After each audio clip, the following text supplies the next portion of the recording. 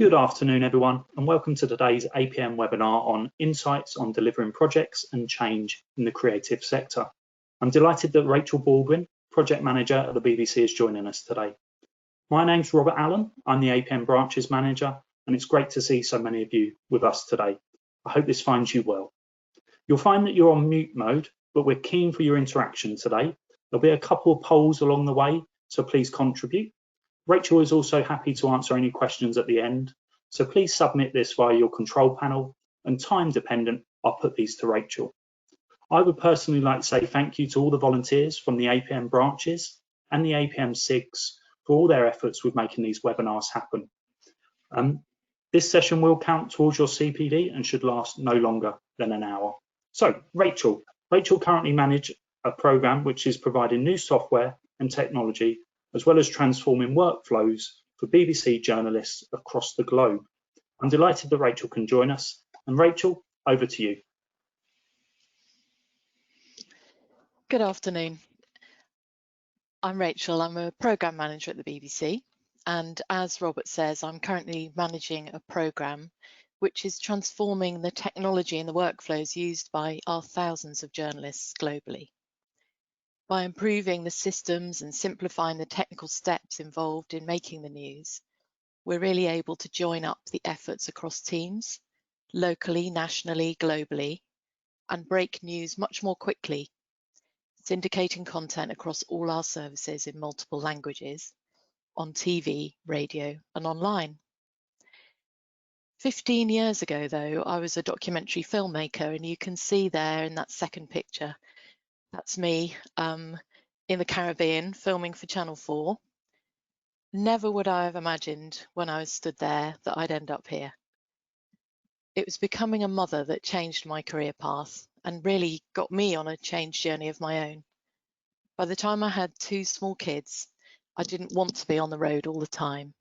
I didn't want to be documenting other people's lives whilst my own life was going on behind my back to some extent. So I decided I wanted to move, change my career path and be in London a lot more. So I had a think about what I could do. I really loved the broadcast industry and I really wanted to keep my knowledge and skills useful. I'm really passionate about broadcasting and I didn't want to leave the industry. So I approached my ex-head of department, head of documentaries, and said, oh, what's going on at the BBC at the moment? I'd love to use my skills, but I don't really want to filmmake right now. And she said, oh, there's this new thing called project management. This was some years ago, as you can imagine. A new thing called project management emerging. Why don't you come? There's a job, interview for that, see whether you get it. So then I landed a 6-month contract at the BBC to manage a content supply strategy for indies, indie production companies, and how we bought programs for them. And I've been here ever since, learning my new profession, gaining all the valuable experience, and I love it. Throughout this, I've been a music lover as well. So here I am with Jeff Goldblum, who turns out to be a wonderful jazz pianist, I found out. So there are my many faces and a bit of my journey. Recently, I've become a chartered project professional with the APM, and it caused me to reflect on what I've learnt so far about managing projects and change in the creative sector. Before we get into those reflections, let me set the scene a bit more.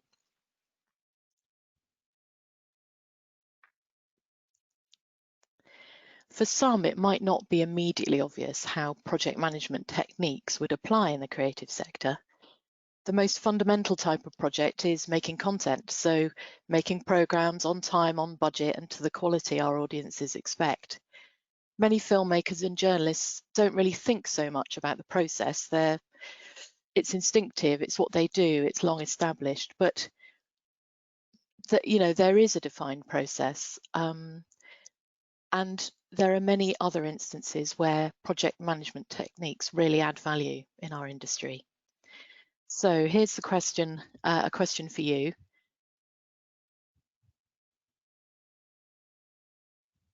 Perfect, thank you, Rachel. So we're we're definitely keen to hear your thoughts. So the question is, what type of project would you not find at the BBC?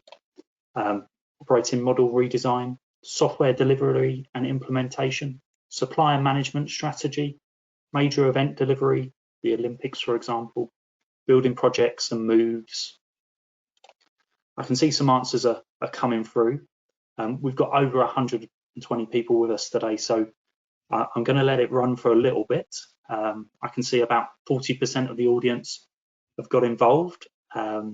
So I don't like to sway people, but at the minute, supplier management strategy is leading the way, followed by operating model redesign. But I'll share all the results at the end. I'm keen to get up to the 80%, so I'll give a couple more seconds for people to get involved.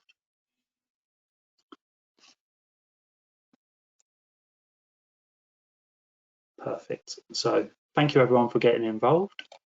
I'll just share the results.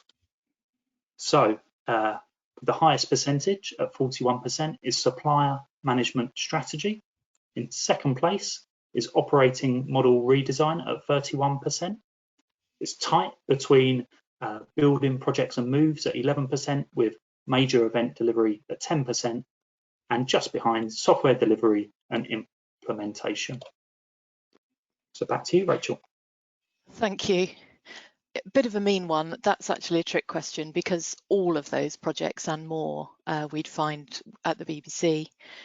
We have, huge product launches like iPlayer or Sounds, major event coverage. The Olympics in 2012 was a major example. We have organisational redesigns like the separation of BBC Studios, which is the production arm of the BBC, from the public service broadcasting element of the BBC, which we did recently.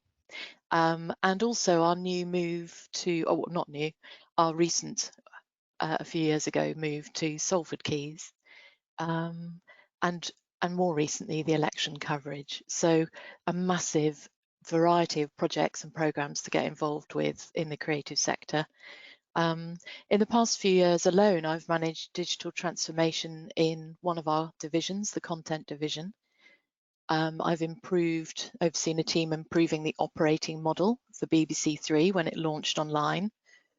I've managed a partnership called the Digital Production Partnership, which was a collaboration between BBC, ITV and Channel 4, through which we shifted the broadcast industry from delivering TV programmes on tapes to files.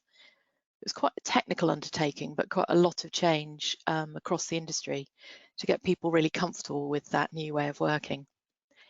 Most recently, I managed the global rollout of a new planning and deployment system. So we've now got over 8,000 users in BBC News globally, all planning their news gathering efforts in this new system. So I suppose I was thinking, when I was preparing this talk, what's different about working as a project manager in the creative sector? I think there's a need to be creative in the application of our practices, and adaptable, using the style most appropriate to the situation and the stakeholders I'm working with.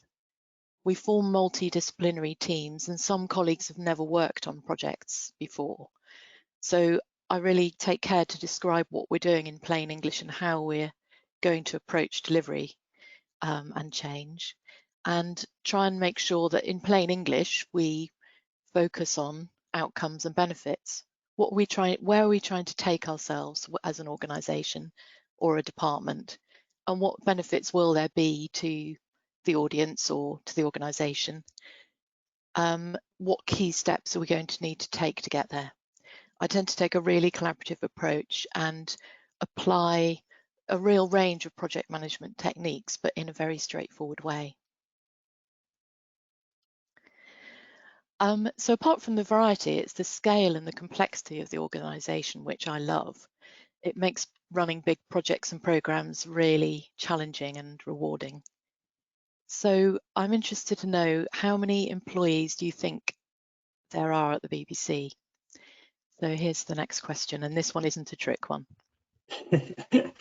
You've read my mind, Rachel. We had a couple of people come through and say that's a trick question, but really pleased to see people getting involved. So there is again, I won't sway the results, but we're shooting up through the 65% completed.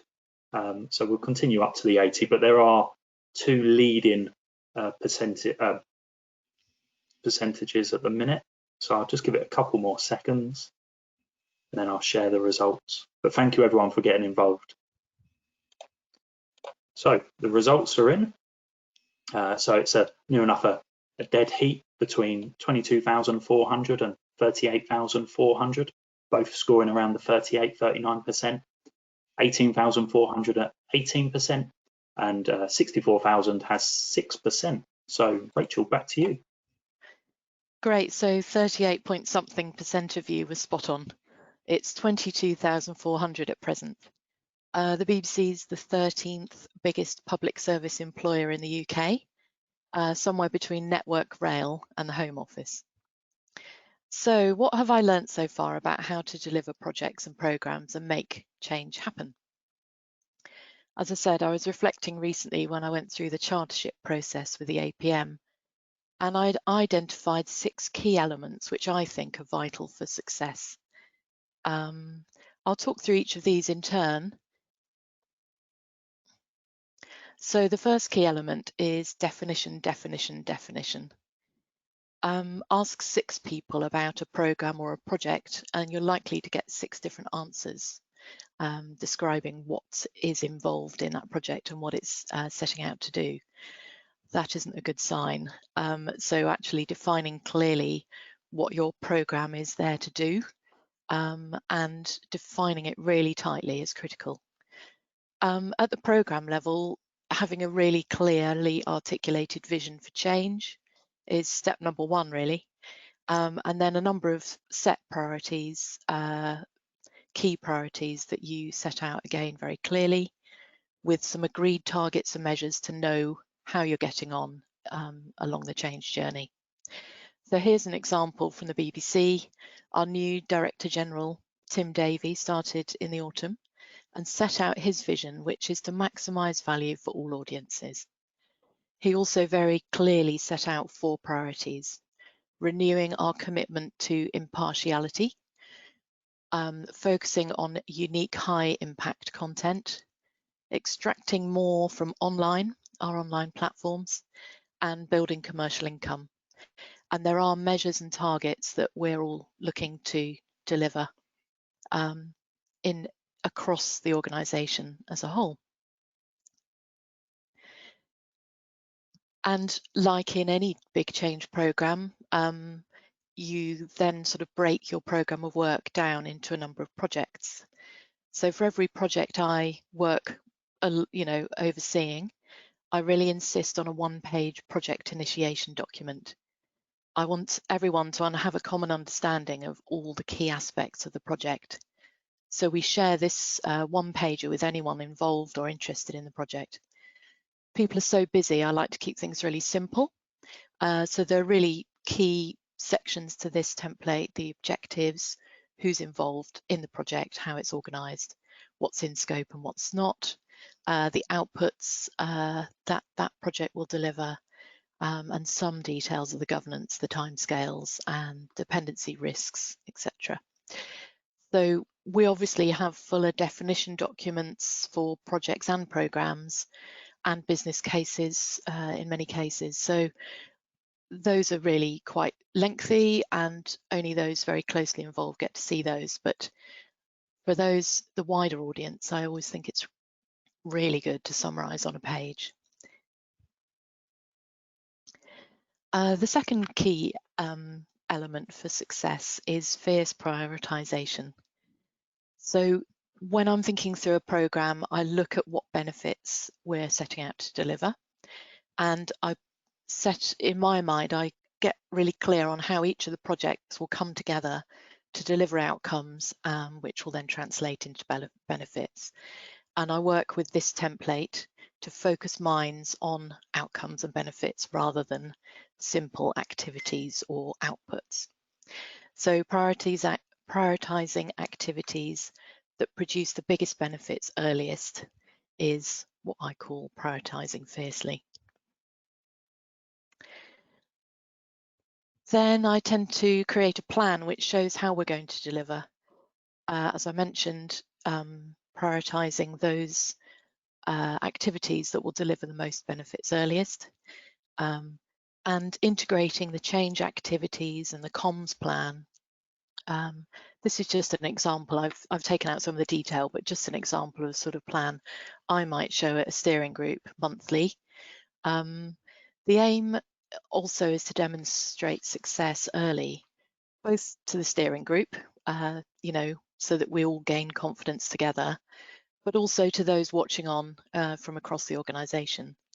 And when I say early, I mean in the first 3 months, or at very most the first 6 months.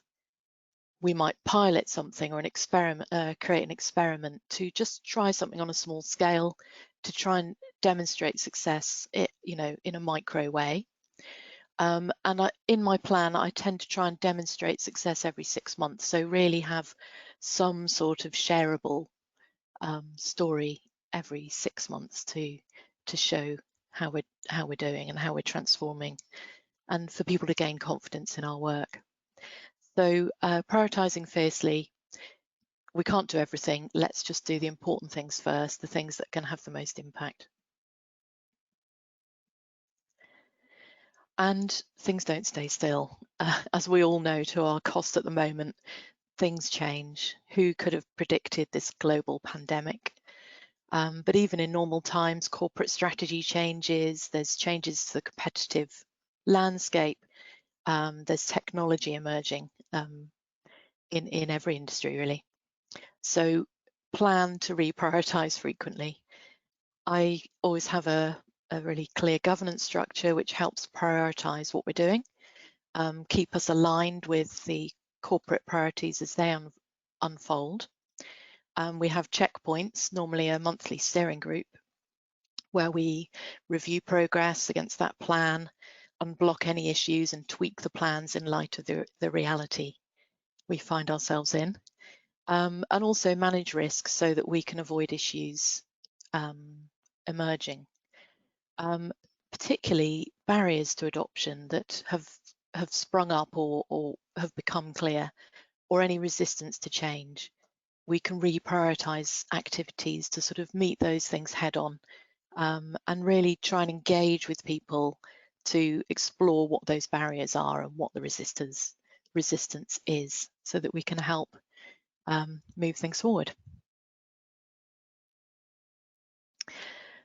Moving on to the third element, be the change you want to see. I think Greta Thunberg's one of the most inspiring leaders in the world at the moment. She really leads by example, and the fact she took a boat to New York to speak at the UN, taking 15 days to cross the Atlantic rather than a few hours, was just an example of modelling the behaviour she wanted to see. She wants to see more of us reducing our carbon footprint, and she grabbed a lot of attention for her cause, modelling the sort of behaviour she wants to see from us all.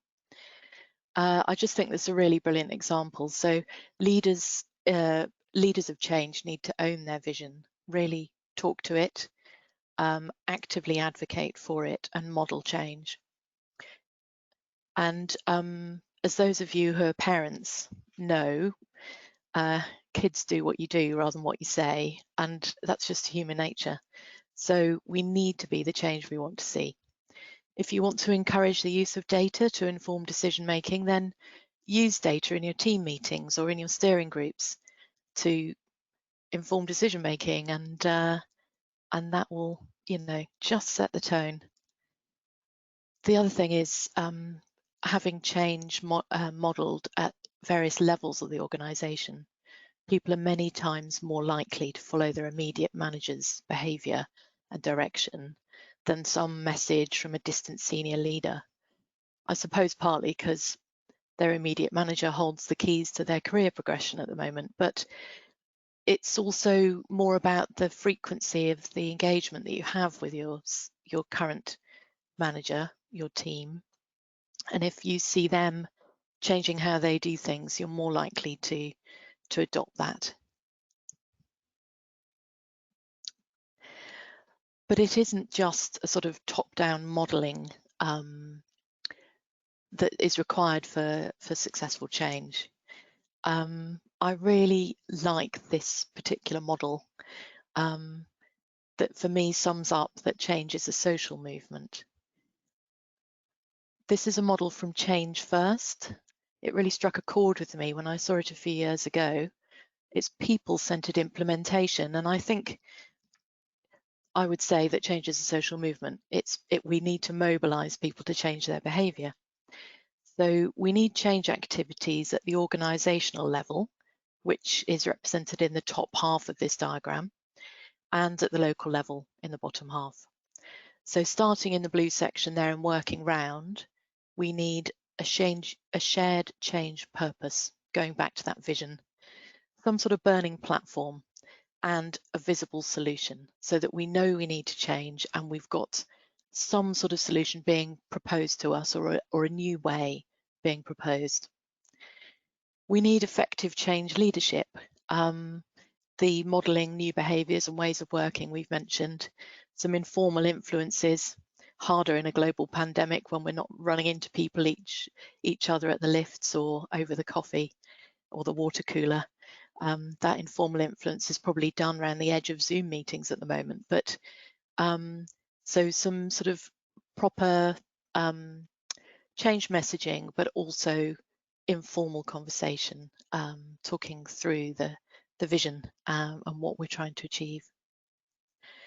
In the pink section here, we've got powerful engagement process.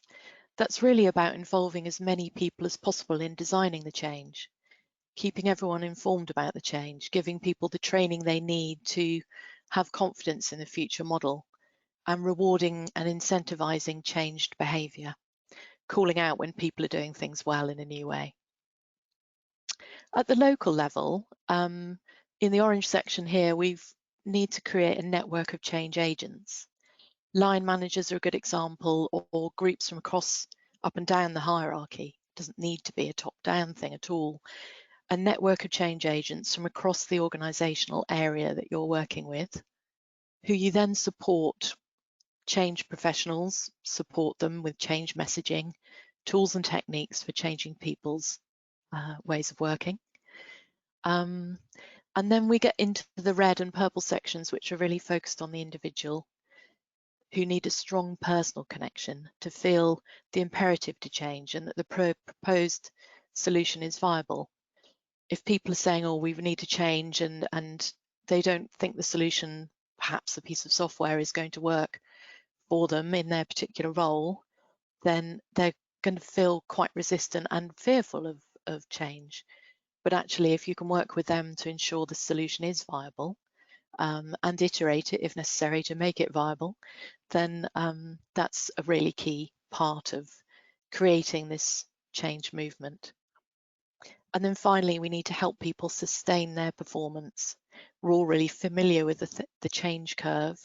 So help people on that curve, help people learn the new skills they need, address any concerns they might have about their role and how it works in the new structure. There's a lot to do, and I think this model really brought it home to me when I saw it, how big a role change management has in making organizational transformation. So all this activity needs to be planned carefully in an integrated way, with an emphasis on engagement and collaboration and co-creation of solutions.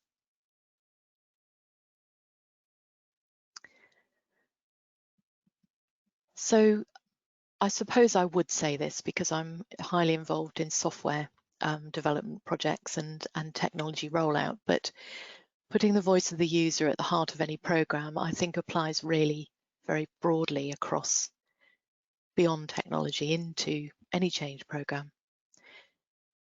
The user might be the audience if you're planning a new service, or a camera operator if you're introducing a new deployment system, or a TV scheduler if you're using implementing new software to plan what's on air at any given moment. Whoever your key users are, put them at the heart of the conversation. Involve them early and often. Listen to their feedback, really think through what they're saying. Are they fearful that the solution or the design of what you're doing is really not going to stand up to reality? If it is, listen. It's really good early warning system, and you can make alterations to what you're planning. It also builds commitment and builds their faith in the solution that you're proposing. If they can co-create and influence how we work together. Adapt to the needs of the user and consistently show progress. Literally show it. Show things are working, be it software or a new way of working. And try and do that regularly against agreed timeframes and using targets and measures that you've sort of defined as what would be success. So the voice of the user is really important.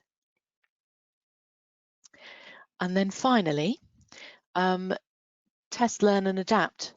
So Agile is not just for developing software. It's an approach that can be used for any complex project. And changing ways of working can be really complex.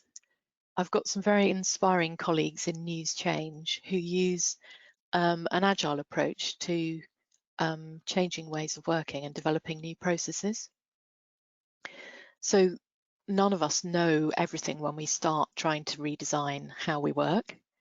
There's no point in spending ages on design up front, creating a whole new operating model and working out how exactly you're going to make everyone work together in a complex organization. You can spend ages on design. Meanwhile, the competition has moved on, the technology's moved on, the organizational structure may have moved on. So actually, what we're really concluding is an experimental approach, piloting new ways of working is a more effective way to go. So here are some of the steps that we take currently. We look at the insights, consider our options for changed processes, and experiment. So we use a sprint model for the experimentation.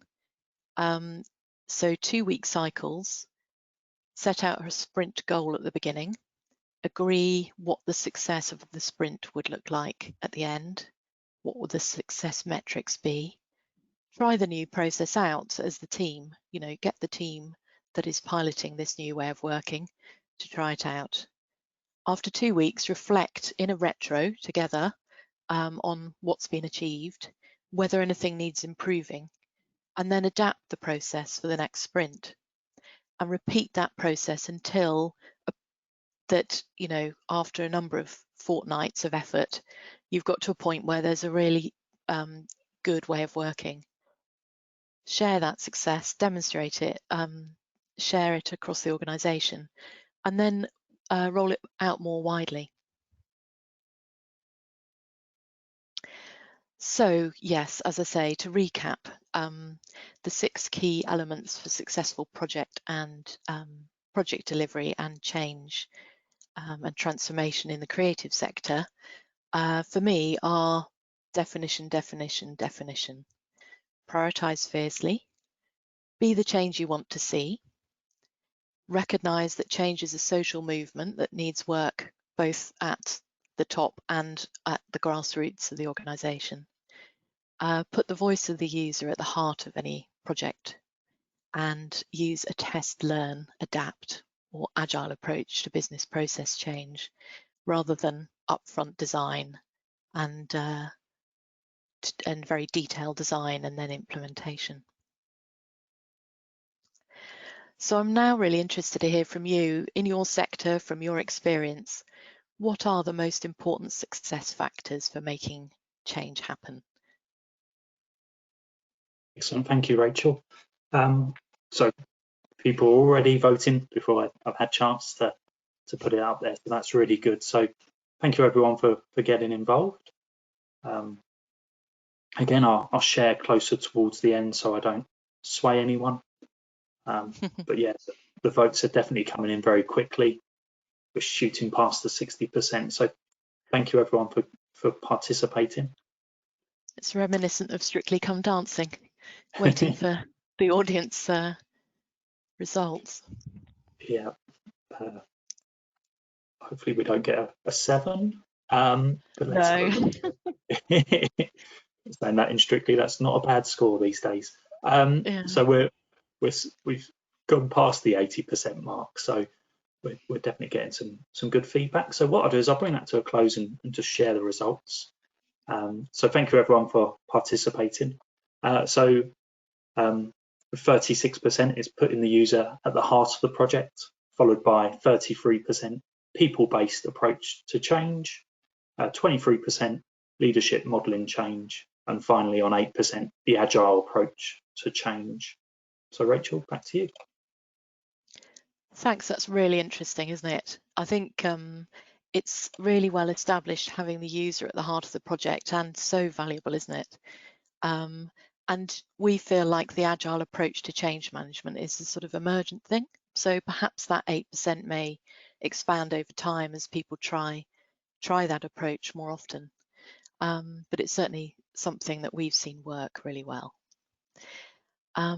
So thank you everyone for your participation. I think we're going to go to Q&As now. Excellent. Thank you, Rachel, for sharing that great knowledge. We've got some lovely comments coming through, and I'll definitely send those to you after this webinar. People saying thank you. Great. Well, thanks everyone for taking time out. I know people are so busy. It's great to see so many people take time out over lunch. Perfect. So now it's on to the questions. So if you don't mind, I've got one from John who has asked, what's the most satisfying project you've managed and why? Well, I think the digital production partnership that I mentioned was really satisfying. It was pan-industry. It was on behalf of the BBC, ITV and Channel 4. And it was at a time when we still had tapes being delivered into all the broadcasters when independent production companies or teams within the BBC finished a show. They would make a tape, a broadcast quality tape, and it would literally be biked or vanned or delivered into the broadcaster. With digital technology advancing really quickly, we recognised that file-based delivery was inevitable, and the broadcasters really wanted to come together to standardise some sort of file format so that we could receive files that were broadcast quality, standardised and archivable. Otherwise, there was just going to be an enormous amount of cost in the system if we had various different formats. We didn't want a VHS versus Betamax type scenario. I know it's a terrible analogy, but you know what I mean. So what was satisfying about that was there were various steps to it. One was to technically agree what the file format should be, then was to engage with all the manufacturers that made the technology to work out how those files would be made in all the post-production companies, then to engage with the post-production companies where the editing, the final editing and finishing were being done. So we had to engage with over 100 companies across the UK on that process for making the files. And then there was a task to really change hearts and minds and build confidence amongst the production teams on how to actually make these files and how to get them done in a timely way and deliver them into the broadcasters very often via the cloud. So that was an amazing opportunity to work across the whole industry. We ended up working with 7 broadcasters. Everyone agreed on this file format. And then we had amazing engagement over a period of about 3 or 4 years where we gradually transitioned, set a deadline 2 years out from it happening. And then, yeah, it went live. And now it's the standard file format across the industry, and all the BBC's archive is in this file format. So it's had a massive impact, which is what I feel so satisfied by when I look back. Excellent. That's a great achievement, and well done to yourself and your colleagues involved in that. Yeah, actually, I also had a brilliant program director on that who was really inspiring to work with. And he was one of the people that showed me the importance of engaging users early. So we got all the heads of post-production companies into one big room in ITV and heard what their concerns were, and it just gave us the ammunition to work out what concerns we needed to help allay, and a sort of a list of things we then had to do with them to overcome any more those barriers that they were explaining to us. So yeah, that was inspiring. Oh yeah, definitely important to get people involved at the beginning, understand what the future might look like. So yeah, congratulations. That's a great project. So there's definitely been loads of questions coming in. So Rachel, there's actually a question from Rachel, and Rachel has asked, do you use any design thinking methodologies when you are identifying a project? Well, to be honest, I'm not overly familiar with design thinking methodologies. When we're looking at designing a project, we really start with the outcomes and the benefits and work backwards. So I design a program by looking at what's the vision, what are the key steps we need to take to get to that endpoint, what are the key benefits that this program needs to deliver, what projects do we need to initiate to make that happen, and then prioritize, as I showed. But I'm not that familiar with design thinking. I'm going to have to read up on that. Okay. Good question. It's set my appetite for a bit more knowledge. Perfect. Thank you, Rachel, and thank you, Rachel, for the question as well. So Mark has asked, what do you feel is the biggest difference between delivering in the creative sector, perhaps against other traditional environments? So in traditional environments, for example, a big construction project or a big infrastructure project, you'd expect project management to be absolutely writ large in that organization. So you'd expect people to be peering at Gantt charts, and you'd expect people to be looking at risks and issues and using project management tools and techniques in a very overt way. But in the creative sector, people aren't so they don't expect to see those the sort of methodologies and the technical terms of project management so obvious.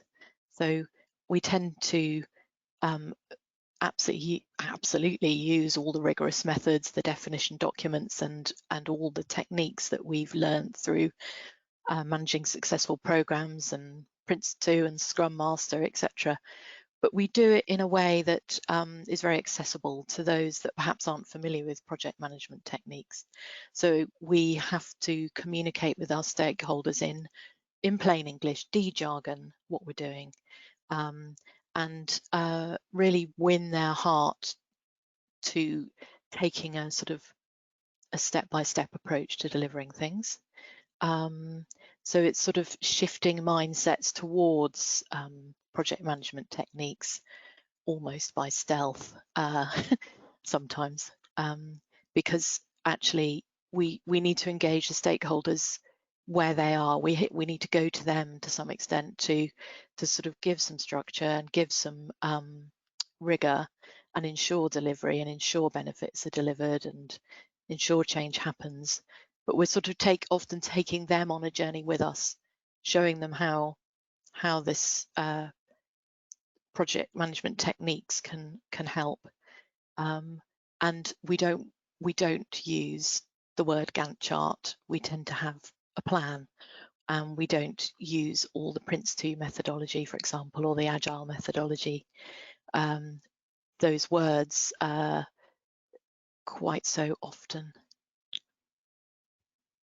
Okay, yeah, that makes sense. Thank you for sharing more. A number of people have said thank you, great presentation. A number of people have asked if this presentation is going to be made live afterwards. Rachel has kindly allowed us to record this session, and this will be made available on the APM website, but also the APM YouTube channel, where you'll find a whole host of content from all the webinars that have been held over the past 12 months and no doubt into the future. So Troy has asked, how do you manage project sponsor relationships?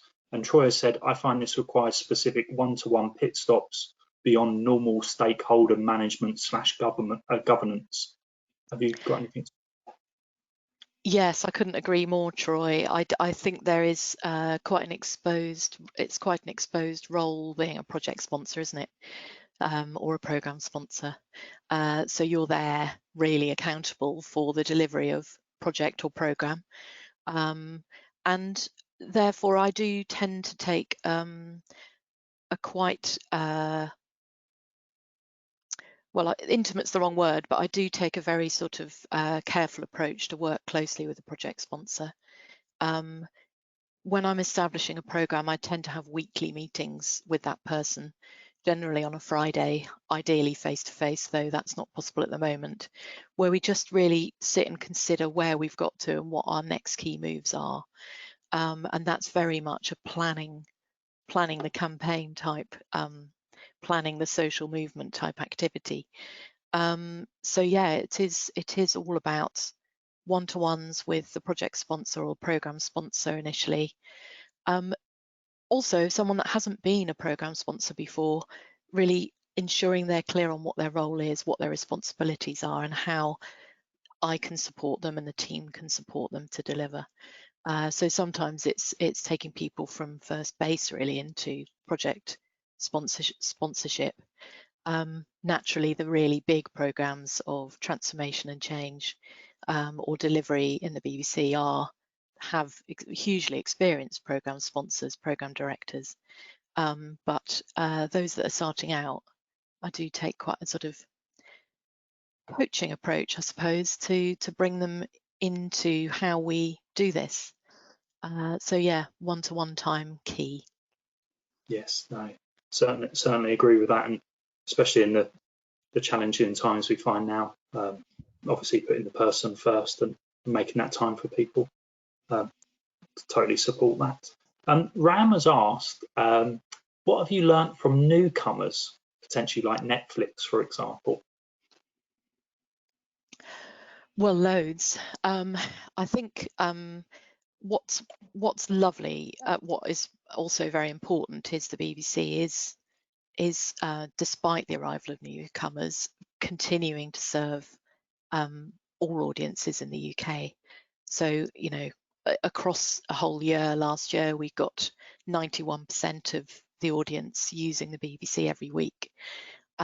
So we may have these additional services like Netflix or other streamers, Amazon Prime, etc. But I think yes, but the BBC is, you know, is still a very important public service and hugely widely used and loved.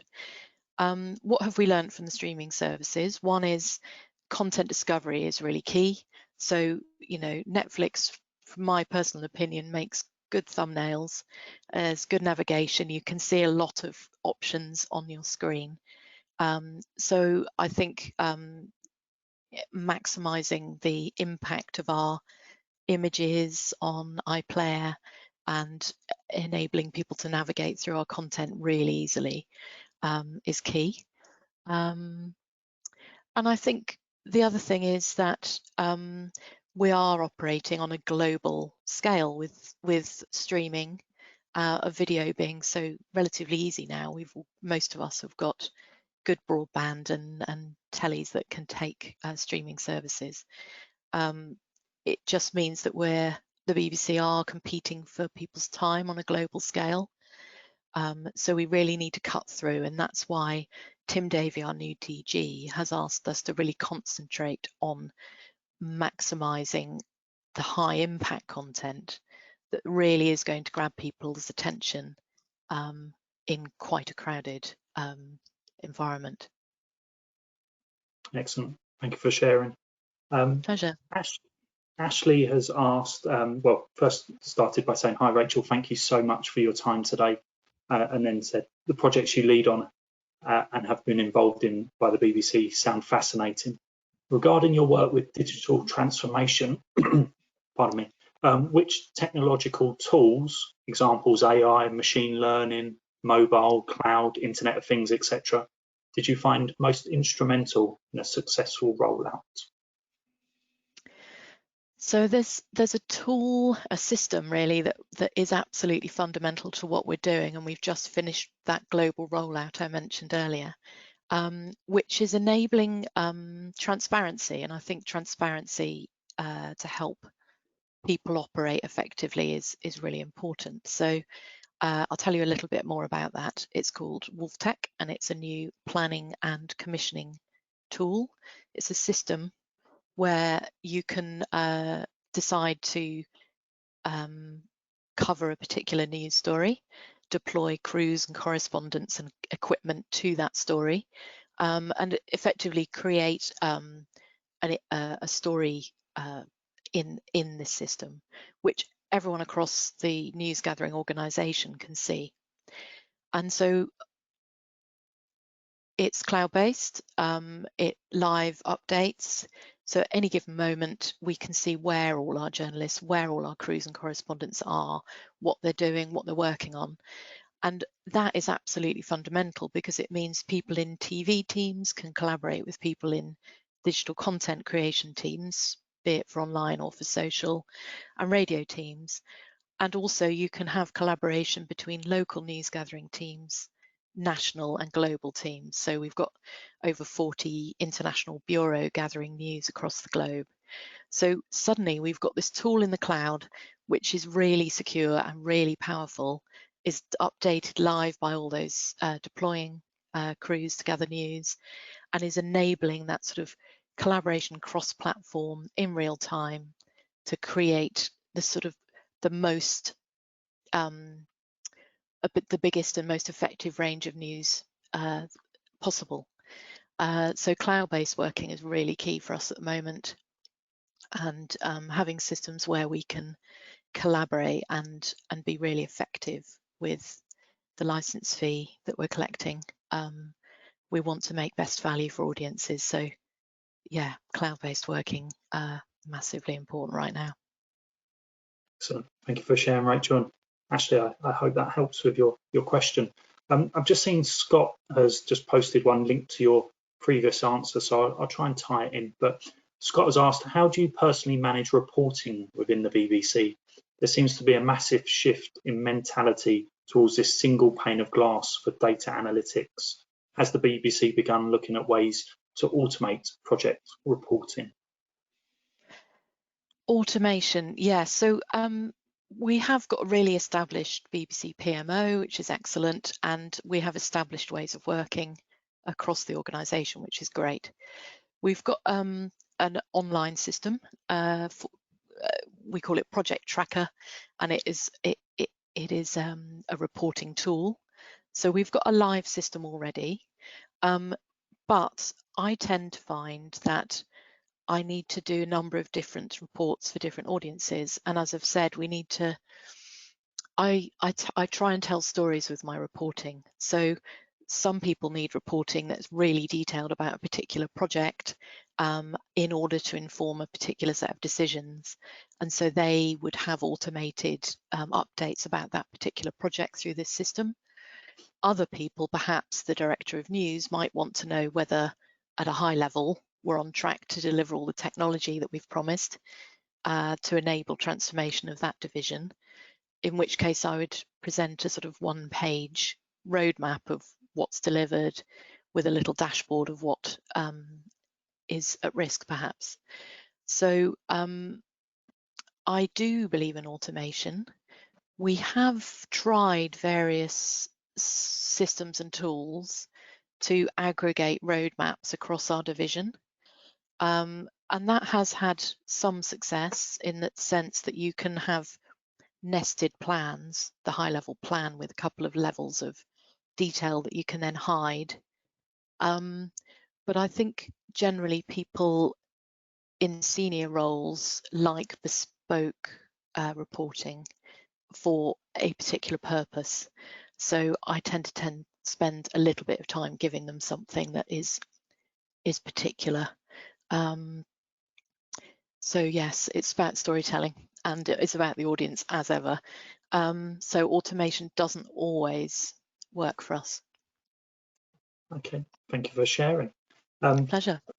There's some lovely comments coming through, and I'm going to pick on one from Venetia that says, thank you very much. Very useful for someone who has just joined the project management delivery community. So welcome. That's great to see. Some people also coming back saying thank you for your answers as well. Troy's just said, felt really infused and engaged today, so thank you, Rachel, for your knowledge. There's Good. one more question, and it looks like we've got time to do it. Vladimir has asked, interesting presentation, thank you. With fluid, agile approach in creative, how do you deal with quality planning and ensuring quality delivery? Well, to some degree, I'm very lucky working at the BBC because it's stacked full with really talented people who really care about the outcome. So filmmakers, program makers are absolutely driven and tend to work all hours to create the best content. And the same with project teams, actually. I think people are really intelligent and driven and focused on delivering. So I don't find that quality is an issue. I think sometimes, if anything, we need to sort of not over gold plate everything. Sometimes we need to prioritize speed over quality. So I know that sounds weird, but there's occasions where we just need to do certain things to a certain level of excellence, but not overdo it. So there is a balance to be struck. I think it is about defining what outcomes, what the outputs of a project need to be, and defining the quality early. What is important? Is it speed? Is it the quality? Is it the cost? What's fixed? What won't move? So I don't really have trouble with quality generally. I think if anything, we sometimes need to dial the quality down and dial the speed up. So yeah, bit of a trade-off. Excellent. Thank you very much. Mark has just posted a question, which is great to see. So he says, thank you. This truly was an insightful session. Could I ask how prevalent scope creep is in such a creative environment? Yeah, well, it's massive. I mean, we're all humans, aren't we? We all want our thing to be as big and impressive and impactful as possible. And so, yes, it comes back to my previous point where keeping really tight reins on the scope is key to speedy and effective delivery. So yeah, it happens. I think often also in a big organization, you get a lot of individuals who've got expertise to offer and want to express an opinion. So I think there's two tools to keep us honest. One is having really clear governance, who is deciding what we do by when, and keeping some degree of control. And the other is that definition document. So being really clear on what the scope is. Clearly, if there's something that's evolving, perhaps the technology's evolving or the funding situation's evolving, we put a change process in place so that we formalise change requests to the scope, and we use steering group on, in their meetings or offline to sign off changes. But yeah, it's a constant battle, one that I quite enjoy because I think my role as a program manager, I work with other program managers a lot, and we're always trying to sort of work out where the edges of our thing are and be really clear on what those are and how the dependencies between what I'm doing and what my colleagues are doing interrelate. And that really does involve being very clear about the edges. So yeah, constant vigilance is required. Excellent, thank you. I don't know if this one kind of drifts into your previous answer, but Ashok has asked, is resourcing, obtaining the right skills, an issue on some of your projects? Well, there's obviously competition for resource. We have a federated structure, I suppose, that we have project management functions embedded in each of the divisions, and we tend to manage our sort of flow of projects based on the resources available. So at portfolio management level, we're looking at what project management and change management resource have we, and what can we cope with doing this period, and prioritizing that resource actively. It's in software project management, those Scrum Masters or delivery managers, we call them, I tend to sit within particular teams and look at particular software product development. So they're constantly looking at the resources available within those product teams and reprioritizing the engineering effort, for example, on them. But with, I suppose, the scarcest resource, there's quite a lot of project managers, program managers, a few lots of portfolio managers. I find the scarcest resource is a good change manager. There's brilliant ones that I'm working with at present, but I think as an organisation, they're the scarcest. Okay, that's good to know. Ashok, I hope that answers your question. Rachel, it just kind of leaves me really to say thank you on behalf of the APM and everyone that's joined us today for giving up your time to share your knowledge and also take the time to answer the questions that have come through. So thank you. A real pleasure, and thanks everyone for making time to come. I hope it's provided a bit of an entertainment and a bit of insight into the creative sector and the BBC in particular. And yeah, look forward to talking to you perhaps via LinkedIn or offline. Have a good rest of the day. Excellent, thank you, Rachel. It certainly has given a great insight into what you're doing at the BBC and all the great things that you're achieving. Kind of leaves me to say thank you to everyone who's joined us today, getting involved in the polls, but also submitting some great questions along the way. And I can now see lots of thank yous coming through into the chat. So thank you for those as well. As mentioned, we have recorded today's session and it'll be available on APM YouTube. Have a look on our site. There's a whole host of content covering a whole range of disciplines in the project management profession. Keep an eye on the APM website for upcoming events, and we look forward to seeing you at those. But most importantly, keep happy and healthy in 2021, and we look forward to seeing you soon. So bye for now.